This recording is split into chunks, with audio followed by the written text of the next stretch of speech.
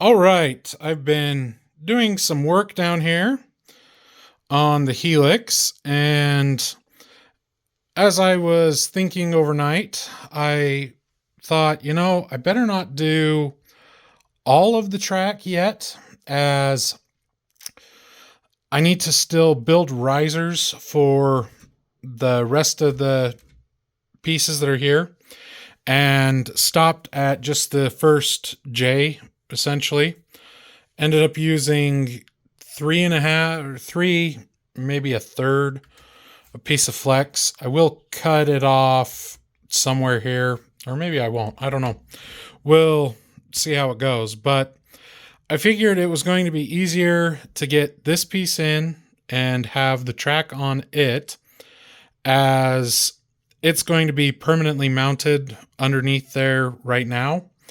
And then, since I need to still build risers for the rest of it, that I would just hold off and build get it in, if I can talk, get it in, get the risers built, and then put the track on it and go from there.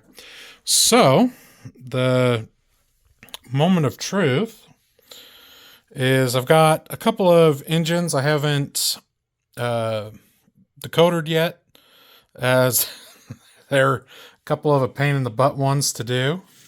And as you can see, just using a 9-volt to test it. So it's a little fast, of course, but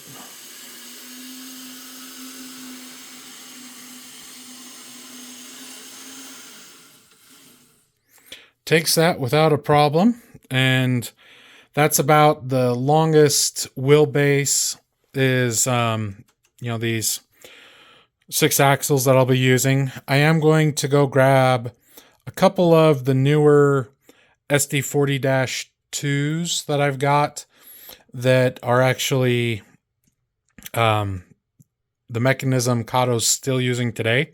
And so I'm going to go grab that just to be safe, and we'll see how it works. And I won't film that, but anyway, that's where we're at. And the next step is I'm going to add a couple of feeders, even though it's soldered here at this joint, here at this joint. I don't have any solder here. So I'm going to put a feeder onto this track and to this track, and I may just put them right here just to make it easy on myself, because the terminal strip will be right here. So that's probably what we'll do. But that's it for this update, and we'll be back in just a bit. We'll do one more test that I didn't think of doing until just now. That's seeing how some rolling stock goes through it. I'm just throttling it a little bit to be safe. But overall, not too bad. I think it'll be just fine. Let's see how this looks from up top, but really isn't that bad at all, at least from what I can tell. I'm not sure which... what is this? 348.30. That's about what this is at. It's actually a little less than that. So I think it'll work out real well. I didn't follow the track plan, as this is right where, this is right where the benchwork is, right here, where that'll be. And so with this being in, it'll stop me from having to trim any of the bench work. I still may just a little bit once it's in, just to, if there's clearance issues. But just get this auto rack over here. I think we'll be plenty okay, as it looks, from here. So, and as a double, You can see that the screws in that are fine as well. So anyway, we'll be back with further update. All right, quick little update. I had wanted to get this in so that I could be vacuuming the top of the layout, as that should be, or I should be done with all the cutting I need to do, at least in this room. I'll cut the rest of like the blocks that will be the supports and the frames and that for the staging outside or in another workroom that I've got. But I went and put this piece up and did a test run with a car, one of the auto racks I have, and I'll post the picture that I took. That I didn't realize that I was outside of the safety zone and it was scraping up on the side of the layout that I'd cut going down. So I came in, curved, did a little bit of a curve here, and made sure to add just a small straight section in between them so that it wasn't a horrible S curve in a way. And you can kind of see along the left side where I marked the other side so that that's the safety zone as well. And if I have to, I can trim that back a little bit more, a lot easier than on this right side. So hopefully this matches up now and I'm good to go. So I'm going to get this put in and be back with an update after that. All right, here is an update from what I did last night, since I forgot to record this morning, and what I've got done today. It doesn't look like much, mainly because of some of the tediousness that I had to do, but we'll get into that in just a bit. But what I did last night was got the first J piece put in and secured. You can kind of see it going up there. And realized that I needed to do some bracing. Oh, that was a little closer than I thought it would be. You can see it right there. And then I also added this one today. And all it is just some extra 1x3. And I took a screw and went in this way with it so that the screw head was on this side. And it's actually holding the wood down. And then I just screwed it into the pillar this way.